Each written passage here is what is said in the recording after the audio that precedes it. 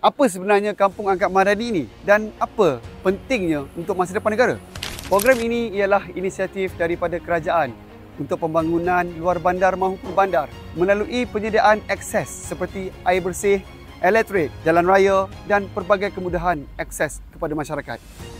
Sebagai contoh, kita lihat di Kampung Tekam Segamat Johor ini, kita ada 3 inisiatif utama, iaitu yang pertama, Telaga Tiup, kedua adalah lampu jalan solar, yang ketiga adalah jeti terapung biokomposit. So, semua ini dibawa masuk oleh MOSTI untuk bantu kehidupan penduduk setempat.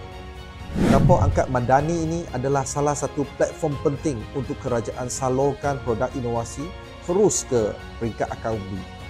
MOSTI memainkan peranan utama melalui kerjasama strategik bersama agensi-agensi seperti Yayasan Inovasi Malaysia, Nano Malaysia Berhad dan agensi nuklear demi memastikan teknologi seperti ini sampai dan dapat memberi impak langsung kepada rakyat.